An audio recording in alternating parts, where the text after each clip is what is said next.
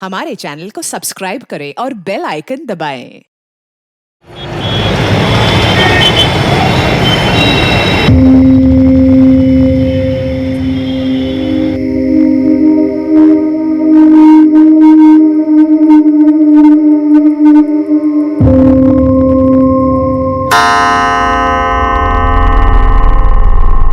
नम्रता, मेरी दवा लेके आओ। 10:30 बज गए हैं। आई माँ जी।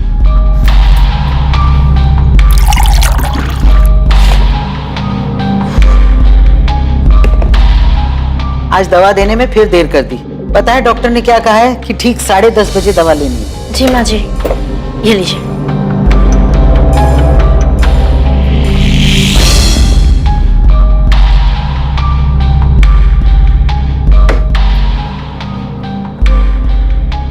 इतनी रात को कहाँ जा रही है रचना? घूमने जा रही हूँ माँ जी। बाय दीदी। समीर, समीर जल्दी चलो, देर हो रही है। समीर भैया, आप इतनी रात को कहाँ जा रहे हो घूमने? आप ही की बहन को सैर कराने ले जा रहा हूँ भाभी। हाँ हाँ ठीक है, और मैं फिर से बोल रही हूँ, समीर के सामने कुछ भी मत बोलना। हाँ, रखती हूँ। क्या बात है, बड़े खुश लग रहे हो। किससे बात कर रहे थे? अरे क्लाइंट से मीटिंग की बात चल रही थी काफी टाइम से, आखिरकार मान ही गया। क्या बात कर रहे हो, रचना मान गई? फिर से वही बात, तो मुझ पे शक क्यों करते हो कल्पना? तुम इतना झूठ क्यों बोलते कपिल? अच्छा तुमसे बातें नहीं करनी, बाहर में जा दूं। हाँ हाँ जाओ जाओ, रचना को इतना वेट करना ठीक नहीं है, जाओ। अब तुम ऐसे ही मेरी सारी बात मानते रहो, फिर देखना हम कहाँ से कहाँ पहुँच जाएंगे। तुमने घर पर किसी को बताया तो नहीं ना कि हम कहाँ जा रहे हैं? नहीं।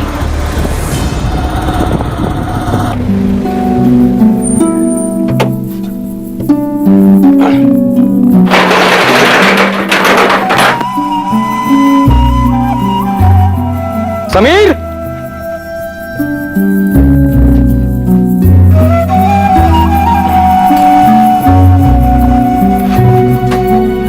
समीर नहीं है क्या?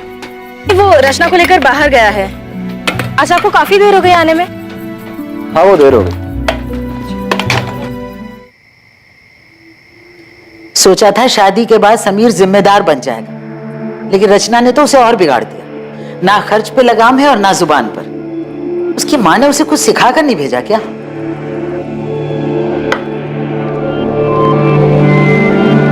माँ बस भी करो। और वैसे भी समीर तो पहले से ही ऐसा है, उसने कब जिम्मेदारी उठाई? हाँ लेकिन रचना को उसे समझाना चाहिए ना। अब तक दोनों घर नहीं लौटे। मैंने बेटा, उसका वो दोस्त है ना मनु, उसे फोन कर, उससे पूछ, कुछ पता तो लगे दोनों कहाँ गए हैं। अब इतनी रात को क्या फोन करूं माँ? और ये कोई नई बात तो है नहीं, आ जाएंगे वो। दोनों के फोन बंद आ रहे हैं, तू पता कर, वरना मुझे नींद नहीं आएगी।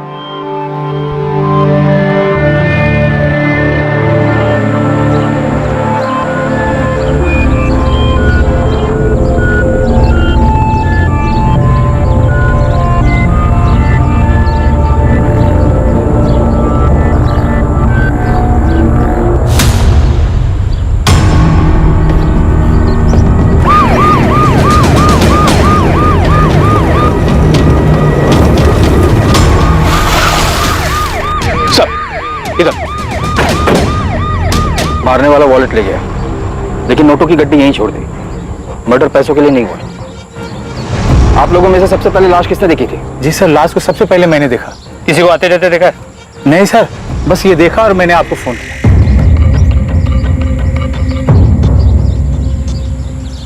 कपड़े फटे हुए, शायद रेप हुआ है। सर आसपास कोई मोबाइल या पर्स नहीं मिला।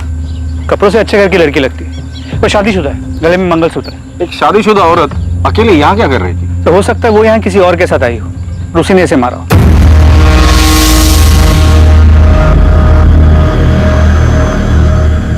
एक शादीशुदा जोड़ा घर से एक साथ निकलता है और कुछ घंटों बाद अलग अलग शहरों से दोनों की लाशें बरामद होती हैं।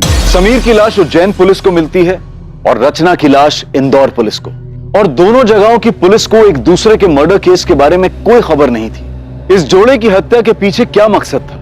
रफ्तार से आगे बढ़ रही इनकी जिंदगी पर मौत की लगाम आखिर किसने और क्यों लगाई थी?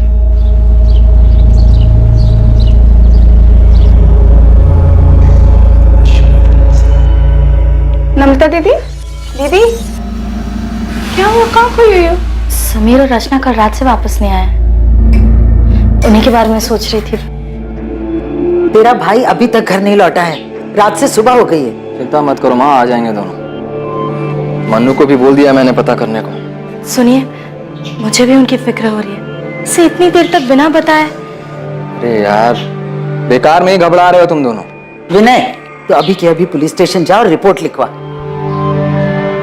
पर मैं कह रहा हूं, बेकार में चिंता कर रहे हो तुम दोनों। कुछ नहीं हुआ होगा समीर और रचना को। लड़की को गला दबाकर मारा गया है। किसी मजबूत हाथों ने जोर से गला दबाया होगा, जिस वजह से विंड पाइप चोक हो गई। मौत का वक्त कल रात करीब 11 से 1 बजे के बीच। पहले लड़की को बेहोश किया गया है, फिर गला दबाया गया है। पहले इसे बेहोश किया फिर मारा है? जी हाँ, लड़के के ब्लड में नशीली दवा के ट्रेसेस मिले। विक्टिम के कपड़े फटे हुए थे। रेप? उसके लिए मुझे डिटेल में पोस्टमार्टम करना होगा। लड़की के प्राइवेट पार्ट्स में इंजरीज हैं जो फोर्स सेक्स के कारण होती है। अभी दावे से कुछ नहीं बोल सकता। सर, लड़की की फोटो को आसपास के सभी थानों में भिजवाया है। अगर कहीं भी कोई मिसिंग कंप्लेंट होगी तो जल्दी पता चल जाएगा।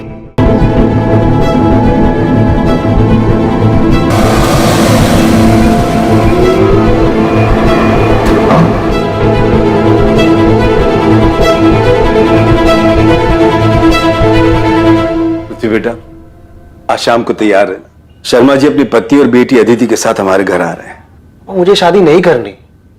को पता नहीं ये बात कब समझ आएगी। देख बेटा, उस बात को 8 महीने बीत चुके हैं। अब तो आप ये शादी की बात छोड़ेगी या मैं घर छोड़ दूं?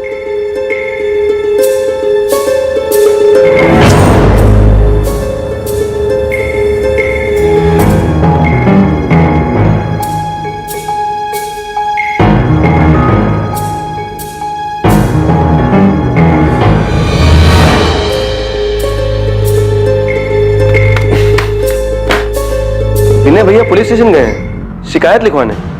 हाँ मनु बेटा, समीर और रचना कल रात से घर नहीं लौटे हैं। उन दोनों के फोन भी बंद आ रहे हैं। मनु, समीर ने तुम्हें कुछ बताया था क्या कि वो कहाँ जाने वाला है?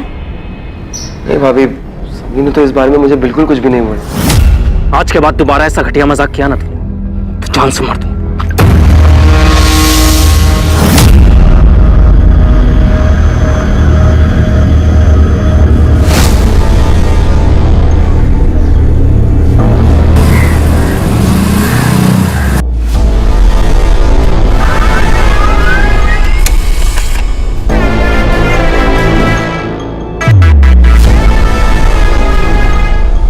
उज्जैन पुलिस को इसकी लाश भी 18 सितंबर को मिली।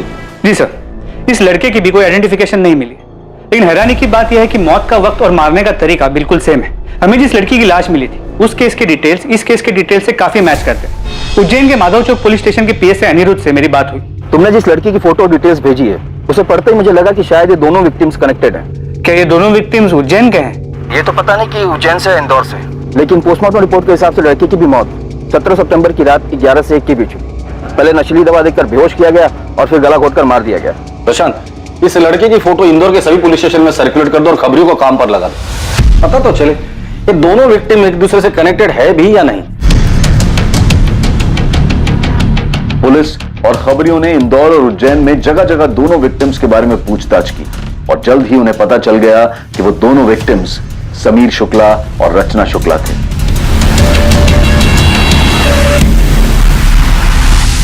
हाँ सर, समीर मेरा छोटा भाई और रचना उसकी पत्नी। सर, कुछ खबर मिली उनकी? वो लोग 2 दिन से घर नहीं आए हैं। ढूंढेंगे कैसे? आप लोगों ने उनकी मिसिंग कंप्लेंट भी नहीं लिखवाई। ये क्या कह रहे हैं आप? विनय ने खुद जाकर थाने में रिपोर्ट लिखवाई थी। माँ, मुझे लगा कि थोड़ा रुक जाता हूँ, शायद वो दोनों अपने आप ही वापस आ जाएं। तूने मुझसे झूठ क्यों बोला? सर, समीर और रचना अब कहाँ हैं? हमें उन दोनों की डेड बॉडीज मिली। क्या? क्या? समीर, समीर,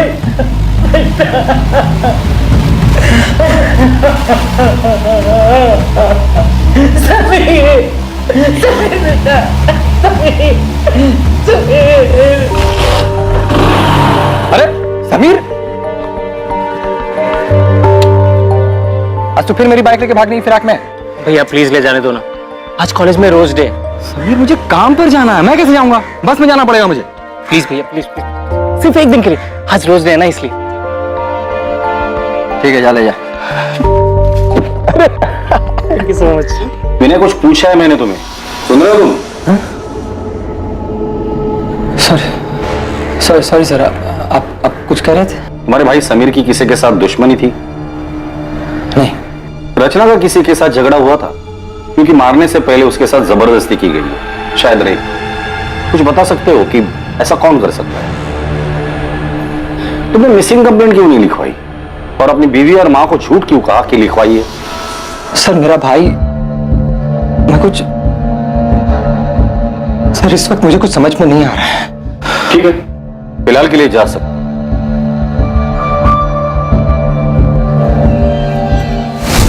ये विनय वाकई में इतना प्यार करता था या एक्टिंग कर रहा है?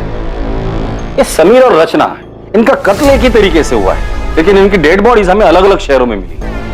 सर ये सब कुछ पूरे प्लानिंग से किया गया है और शायद एक से ज्यादा लोग शामिल हैं। ये शुक्ला परिवार के भाइयों के बीच रिश्ता कैसा था ये पता करो, क्योंकि अक्सर जब रिश्तों में लाइन क्रॉस होती है ना, न्यूज़पेपर की हेडलाइन बन जाती है।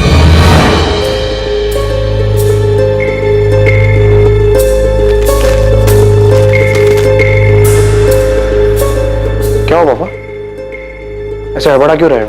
कुछ नहीं बेटा, कुछ नहीं। पापा सोशल मीडिया का जमाना है, बाहर आजकल से अखबार तक नहीं रहते। तूने रचना के बारे में पढ़ा? हाँ, बुरा हुआ। पृथ्वी बेटा तो ठीक तो है? हाँ पापा मैं ठीक हूँ। आप चाहते थे ना मैं अदिति से मिलूं, मैं तैयार हूं। तुम्हें मेरी बात मान लेनी चाहिए थी रचना। ये सब नहीं होता। क्या हुआ?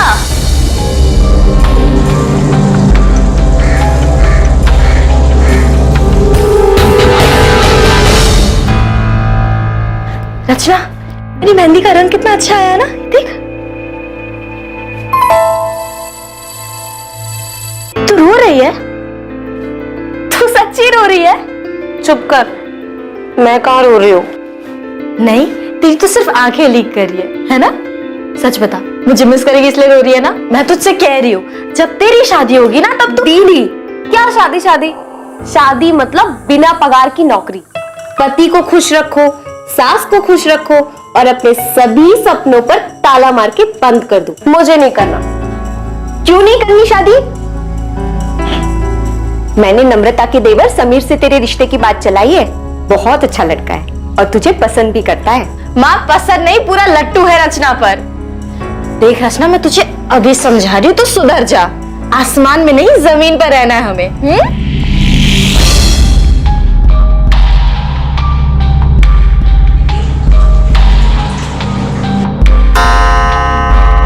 माँ जी, आपकी दवाई का वक्त हो गया।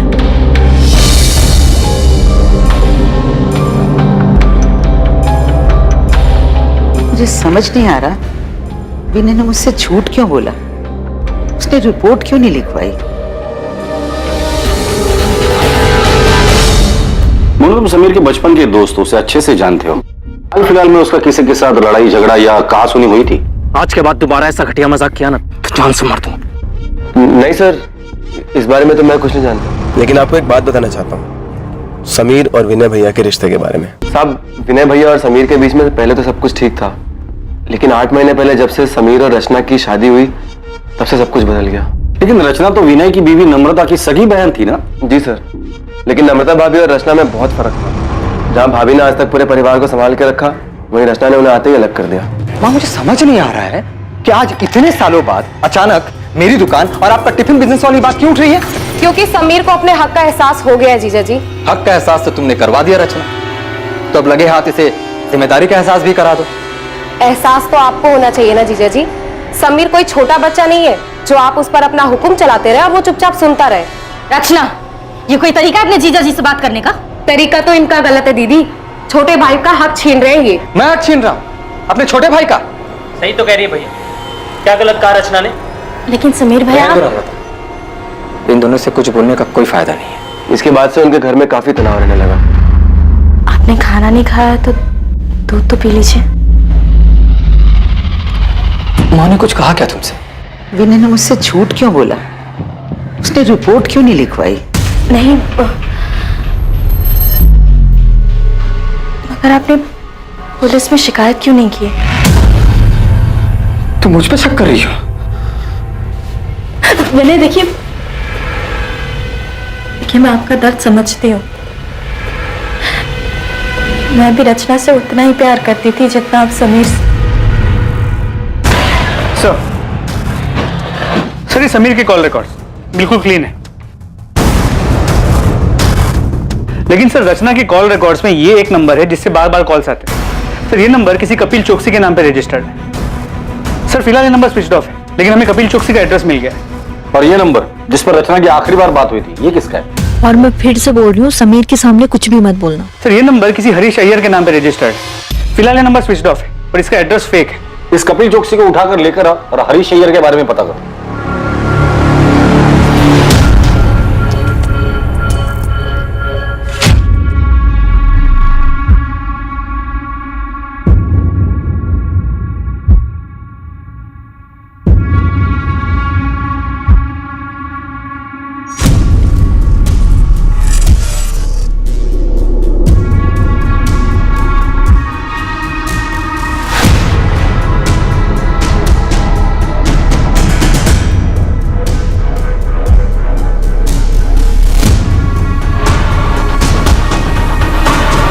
कल्पना, अच्छा यही होगा कि आप हमें सच सच बता दें कि आपके पति कपिल इस वक्त कहाँ है? सर मेरा उस आदमी के साथ कोई वास्ता नहीं है। कपिल क्या हुआ? इतना डरे हुए क्यों हो? हाँ, क्या किया तुमने? मैंने कुछ नहीं किया है। मैं भी तुम्हें कुछ नहीं बता सकता। अगर पुलिस रचना के बारे में पूछे तो पुलिस को बता देना कि मैं रचना के बारे में कुछ नहीं जानता। अभी मुझे जाना होगा। कपिल! आपके पति कपिल का रचना के साथ अफेयर था, ये बात आपको पता भी थी और फिर भी आपने कुछ नहीं किया। घर वालों से बगावत करके मैंने कपिल से शादी की थी। उनके पास वापस कैसे जाती? रचना की वजह से मेरी बसी बसाई जिंदगी बिखर गई। तो रचना की मौत की खबर सुनकर आपको तो खुशी हुई होगी? सुनकर तो ऐसे लगा था कि भगवान ने मेरी सुन ली।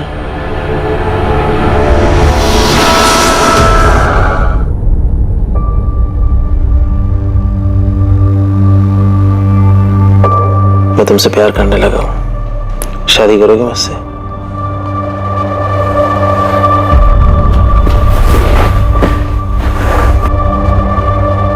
मुझे पता है रचना ऐसी नहीं थी। पुलिस ने खुद उस होटल में जाकर के पता लगाया था जहां रचना। ये रचना भी ना जाते जाते हम सबका मुंह काला कर गई। तेरी माँ ने यही सिखाया था क्या उसे? नम्रता! माँ, कुछ भी बोले जा रही हो तुम। तो पूरे परिवार में इस आदमी को कोई नहीं जानता। ये आदमी अंतिम संस्कार के लिए आया था और इसे कोई नहीं जानता। अजीब बात है। रचना के कॉल रिकॉर्ड्स में कपिल चौकसी और हरीश अय्यर के अलावा और कोई सस्पिशियस नंबर नहीं मिला है। लेकिन रचना से मिलने उस होटल में कई लोग आते थे, तो हो सकता है कि उसके पास कोई दूसरा नंबर हो। रचना के इस दूसरे रूप के बारे में सच में कोई नहीं जानता। ऐसे कैसे?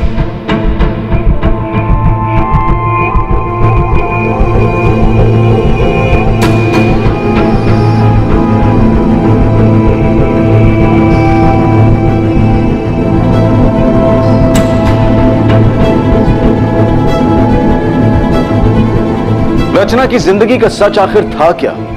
और इस डबल मर्डर के पीछे कौन था और उसका मकसद क्या था? और कितने लोगों को रचना का सच पता था? मंगल, हरीश, विनय, कपिल, क्या इतने ही लोग थे जिन्हें रचना ने चोट पहुंचाई थी? या फिर इस लिस्ट में और भी नाम शामिल होने वाले थे? वैसे मुझे पता नहीं था कि तुम हंसते भी हो। मतलब जब पहले मिले थे तो तुम हमेशा देवदास बने फिरते थे। वो एक दौर था जो अब बीत चुका है। किसी से सच्चा वाला प्यार हो गया था क्या? एक लड़की थी जिससे मैं बहुत प्यार करता था। आई एम सॉरी अगर तुम्हें बुरा लगा तो। अरे नहीं नहीं, मैं अब ठीक हूँ। वैसे तुम जिस लड़की की बात कर रही हो वो मेरे लिए 8 महीने पहले ही मर चुकी। जी सर, मैं उसी के घर जा रहा हूँ, पहुंच के अपडेट करता हूँ।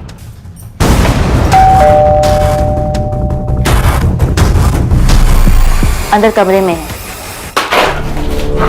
बोल। सर मैंने रचना को नहीं मारा। तो फरार क्यों हो गया था तू? मुझे लगा कि सारा शक मेरे ऊपर जाएगा। मैं उससे प्यार करता था सर, मैं उसको क्यों मारूंगा? अच्छा आशिक है रे तू। जब तुझे पता चला कि तेरे माशूका के और भी आशिक है तो तूने उसे और उसके पति दोनों को मार डाला। सर मुझे इसके बारे में कुछ नहीं पता है सर, मैं तो उससे शादी करना चाहता था, वो भी राजी थी सर। शादी करोगे मुझसे? नहीं कपिल, मुझे ये शादी प्यार इन सब में कोई इंटरेस्ट नहीं है। ये कौन है? इसे जानते हैं? इसका नाम क्या है? हरीश अय्यर। कितनी देर कपिल? 10 मिनट से तुम्हारा वेट कर रही हूँ, जल्दी आओ। रचना, तुम यहाँ धूप में क्यों खड़ी हो? तुम्हें गर्मी लग रही होगी। मंगल, तुम यहाँ? तुम एक हफ्ते से मेरा फोन क्यों नहीं उठा रही? वो मैं कॉल करने ही वाली थी तुम्हें। मुझे लगा ही, इसीलिए मैं नया फोन लेने निकला था। वो पुराना फोन मैंने तोड़ दिया ना, वो यहाँ मार के। क्यों? वो तुम फोन नहीं उठा रही थी तो गुस्सा आ गया, गुस्से में मैंने यहाँ मार मार के तोड़ दिया फोन। बस 2 मिनट रुक जाओ प्लीज। हाँ रचना, रचना बाहर निकलो, जल्दी भागो यहाँ से कपिल, इसका दिमाग खराब है। रचना बाहर निकलो। सर फिर आया ये, प्लीज यहाँ से चलो। रचना, रचना। कौन था ये? अरे मंगल वर्मा नाम है इसका। एक बार इसने मुझे किसी शादी में देख लिया था, मैंने बस इस पे थोड़ी सी तरस खा के बात क्या कर ली, ये तो पीछे ही पड़ गया। कहता है इसे मुझ में अपनी मरी हुई पत्नी नजर आती है। सर उस दिन रचना काफी घबराई हुई थी, मंगल को देख के उसके पसीने छूट रहे थे। सर इससे ज्यादा मैं मंगल के बारे में कुछ नहीं जानता। सर खबरी जाकिर मंगल वर्मा की खोज पे लग गया है, जल्दी कुछ पता चल जाएगा। और होटल के रजिस्टर में जो भी नाम और पता था सब फर्जी था। ये कपिल खुद को बचाने के लिए झूठ भी बोल सकता है। कहानी सुनाकर अपनी करनी मंगल वर्मा पर डाल रहा है। पृथ्वी बेट,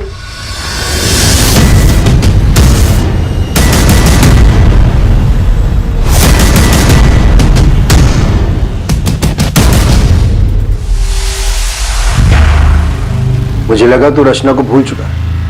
भूल चुका हूं मैं पापा, शायद वो ऐसे ही खुल गया होगा। कुछ काम था आपको? मैं तो यहाँ आदित्य के साथ तेरी शादी की बात करने आया था।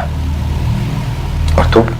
और मुझे अदिति पसंद नहीं आई, मैं शादी नहीं कर सकता उसके साथ। साहब ये मंगल वर्मा है ना साहब, ये बलबीर नगर में रहता है, नियति अपार्टमेंट्स करके बिल्डिंग है, वहीं रहता है।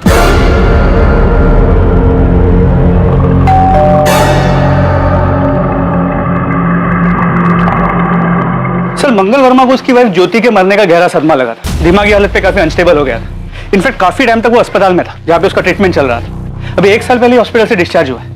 उसके डॉक्टर ने बताया कि कभी कभी वो आपे से बाहर हो जाता है, काफी वायलेंट हो जाता है, लेकिन किसी भी पुलिस स्टेशन में उसकी कोई वायलेंट या क्रिमिनल हिस्ट्री नहीं मिली है। तुम रचना से कैसे मिले? उसे पहली बार मैंने एक शादी में देखा था। उसे देखकर ऐसा लगा कि उसके रूप में मेरी ज्योति वापस आ गई, इसीलिए मैं उससे बात करने लगा, फिर उसे मिलने लगा। बिल्कुल ज्योति की तरह रखता था मैं उसे।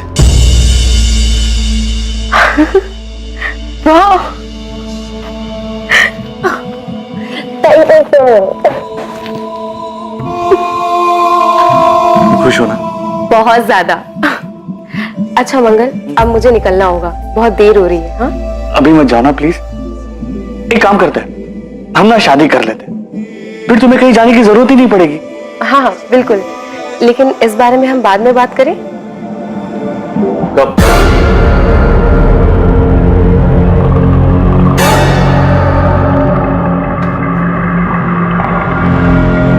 पिछले 1 महीने से तुम यही बात की। क्या क्या प्रॉब्लम क्या है? तुम्हारी जिंदगी में कोई और है, तुम मुझसे प्यार नहीं करती, छोड़ना चाहती हो मुझे? नहीं, तुम धोखा नहीं दे सकती। रचना तुम मेरी बीवी हो, सिर्फ मेरी बीवी हो रचना। मंगल मंगल मंगल क्या कर रहे हो? मेरे जीजा जी और मेरी बहन अभी घर से बाहर गए, वो जैसे ही आएंगे ना मैं उनसे बात करूंगी। अब अभी ये कांच मुझे दे दो, हाँ प्लीज।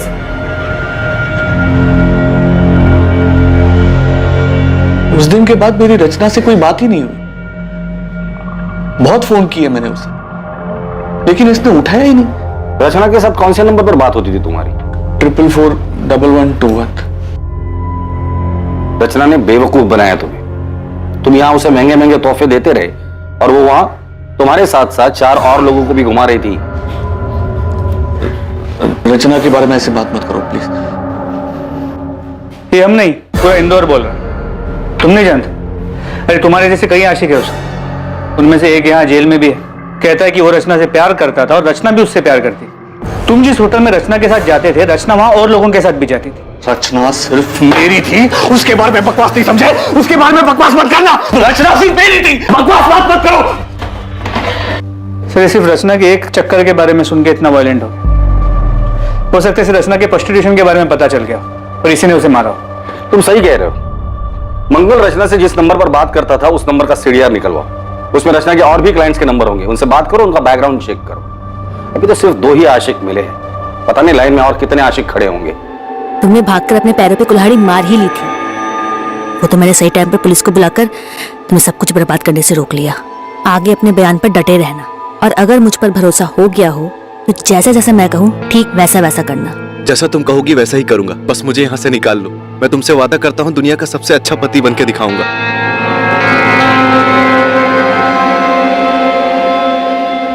तीर निशाने पे लगा, वो बहुत डरा हुआ है। कह रहा जैसा मैं कहूंगी वैसा ही करेगा। हाँ ओके, शायद रचना की मौत मेरी जिंदगी बना दे। साहब, कोई बाइक पसंद आई? ऐसी फटीचर बाइक लेने से मैं कोई साइकिल ले लूंगा। कोई अच्छी है तो बता। अरे साहब, एकदम नई और ताजा माल आया है साहब, आप इसको देखो एक बार। ये अच्छी है। पेपर्स कब तक बनाएगा? पेपर सब बन जाएंगे, बस आप पसंद करो, मैं नंबर बदल देता हूँ। चल मेरे साथ, तुझे जेल में नया कैदी नंबर देता हूँ। बोल। साहब माफ कर दो साहब, हम कसम खाते हैं, हमें उसका नाम नहीं मालूम साहब। हम चोरी गाड़ी जरूर खरीदते हैं लेकिन उनका नाम पता नहीं पूछते हैं साहब। कल तो याद होगी ना तुझे? स्केच आर्टिस्ट को बुलाकर इससे स्केच बनवा लेना, और इसे अगर शक्ल याद नहीं होगी ना तो इसकी शक्ल बिगाड़ देना।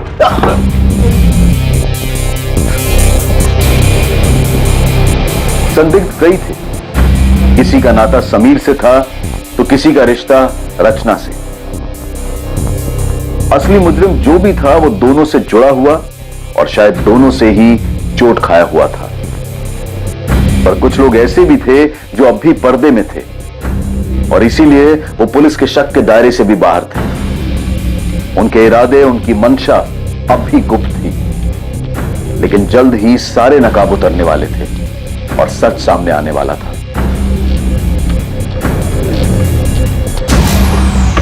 माँ, कहाँ जा रही हो? पुलिस स्टेशन, समीर के कातिल के बारे में पता करने।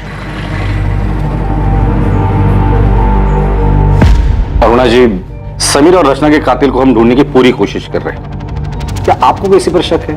नहीं, लेकिन जिसने भी ये किया है उसे कड़ी से कड़ी सजा मिलनी चाहिए। सर, मुश्ताक ने स्केच बनवाया। क्या आप इसे जानते हैं? इसने समीर की बाइक बेची थी। सर, इसे तो मैंने समीर भैया के साथ देखा था। संध्या, जी भैया। हम लोग आगे ही जा रहे हैं तेरे घर की तरफ से, तुझे छोड़ देंगे। जी। ये पृथ्वी भैया हैं, उज्जैन से। नमस्ते। पृथ्वी उज्जैन से? नम्रता और रचना भी उज्जैन से ही हैं। और कुछ याद है इस आदमी के बारे में? थैंक यू भैया। हाँ सर, कार का नंबर नोट कर लीजिए, MPXY0001।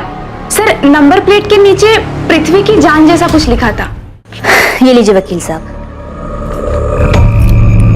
मैंने आपसे कहा था ना कि जो मैं चाहती हूँ वो मैं कपिल से साइन करवा लूंगी। उसने बिना पढ़े बिना देखे इन पेपर्स पे साइन कर दिया। इसमें डिवोर्स पेपर्स के साथ साथ प्रॉपर्टी के पेपर्स भी हैं, जो अब उसने मेरे नाम पे ट्रांसफर कर दिया।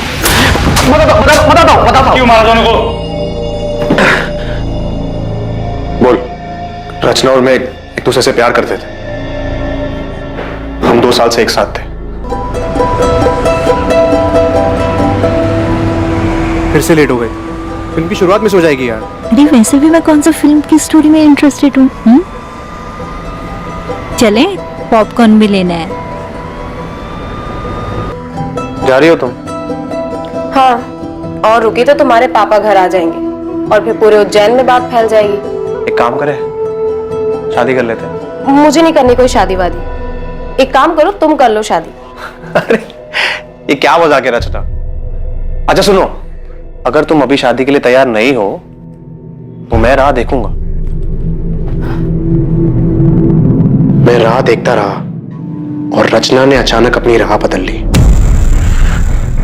तुम किसी और के साथ शादी कर रही हो?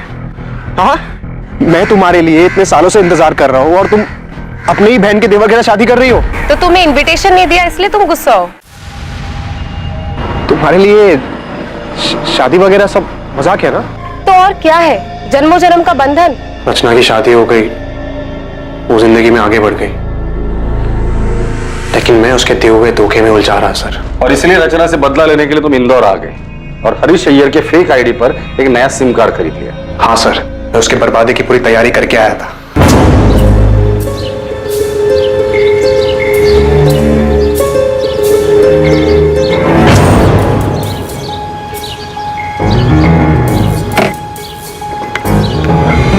अरे पृथ्वी, तुम यहाँ? और वाह, क्या रूप है।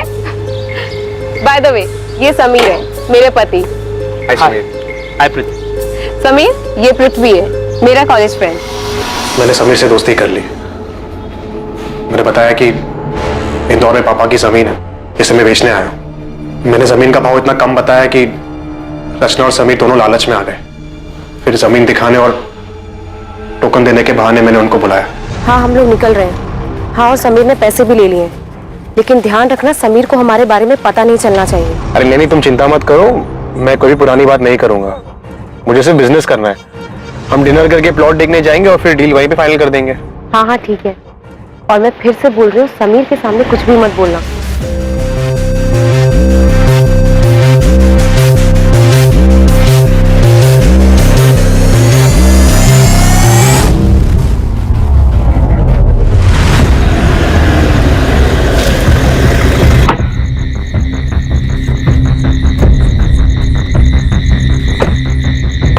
समीर, समीर चल। ये कहाँ है? संभाल के, थोड़ा ही आगे है प्लॉट। रचना? हाँ, रचना आएगी पीछे से, आजा।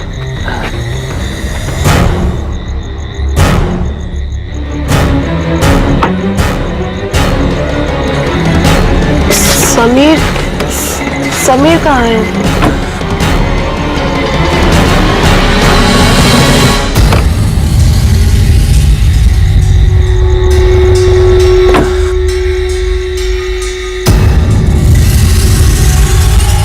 मैंने समीर की लाश वही उज्जैन में छोड़ दी और रचना की लाश मैंने इंदौर में आके फेंक दी। दोनों के फोन मैंने तोड़ के नाले में फेंक दिए और अगले दिन समीर की बाइक धाबे से उठा ली। पृथ्वी, ये सब करके क्या मिला तुझे? मिला सर, बदला मिला।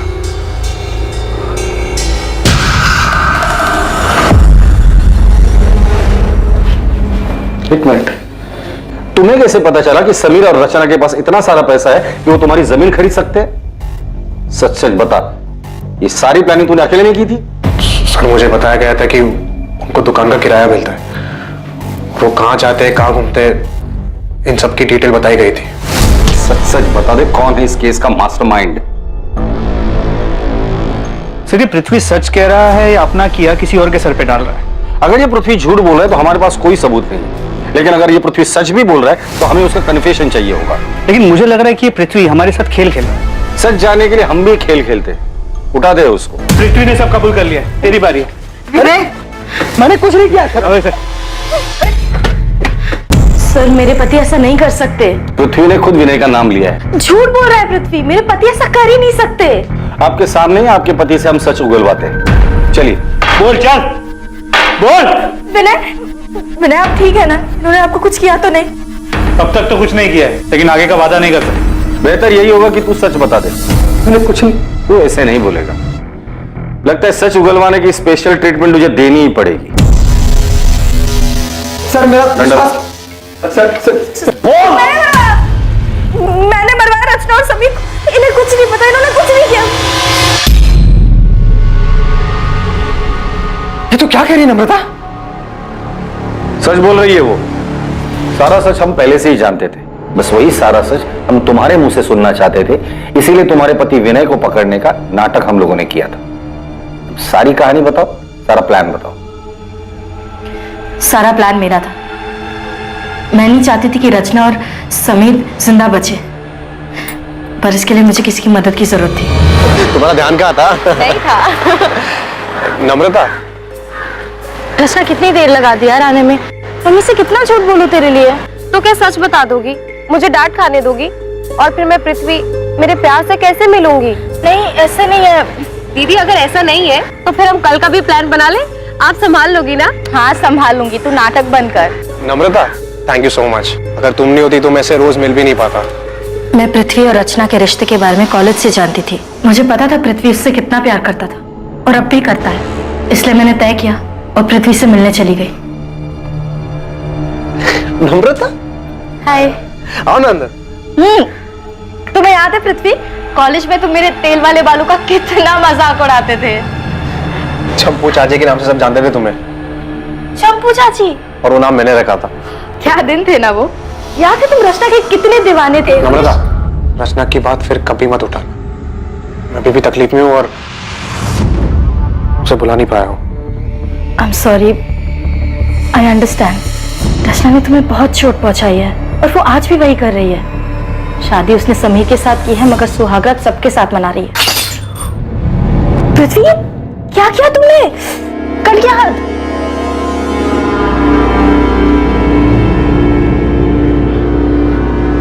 रचना का नाम मेरे सामने कभी मत लेना। बहुत मुश्किल से उसे बोलने की कोशिश कर रहा हूँ।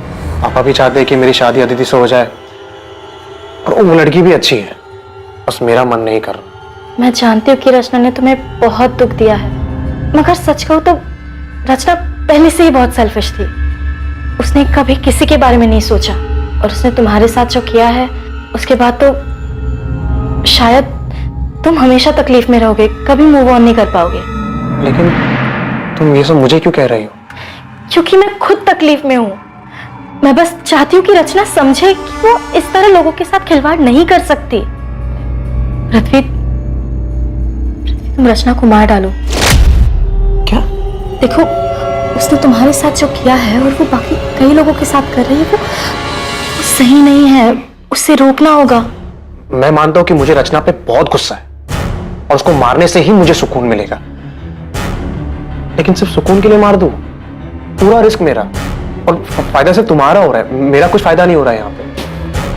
तुम्हें मुझसे जो फायदा उठाना उठा लो, बस रचना और समीर को मार डालो। तुमने रचना को मारने का प्लान सिर्फ इसलिए किया था क्योंकि तुम्हें लगा था कि रचना की हरकतों की वजह से तुम्हारा घर टूट सकता है। मुझे उसके अफेयर के बारे में पहले से ही मालूम था, मगर जब मुझे पता चला कि वो किस हद तक गिर चुकी है तो मैं हिल ही गई। वो किसी के साथ भी सो रही थी और उसके बदले में उसके क्लाइंट्स उसे।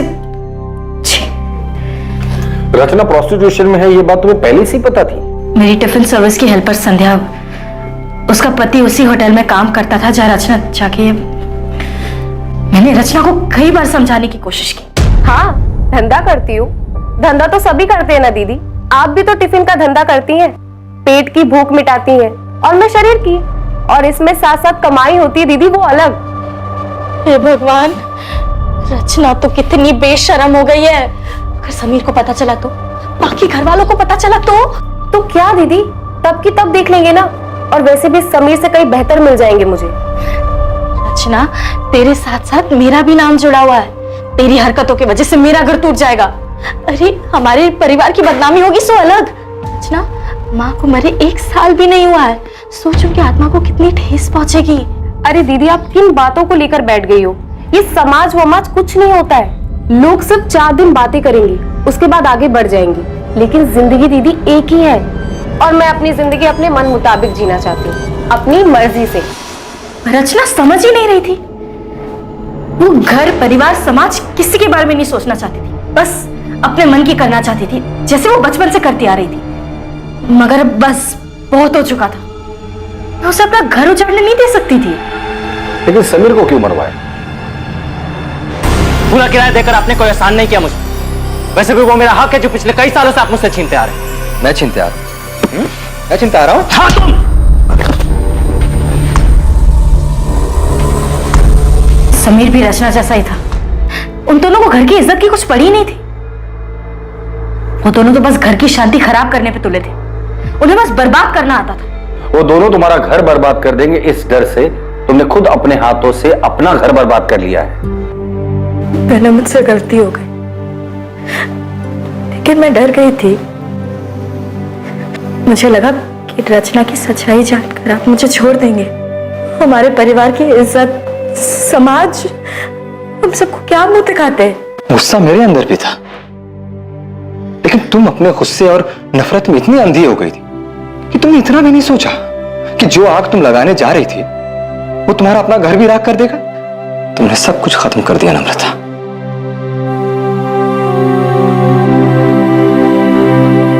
नम्रता शुक्ला और पृथ्वी त्यागी पर आईपीसी की धारा 302 के तहत हत्या के लिए और धारा 120 के तहत साजिश के चार्जेस लगाए गए।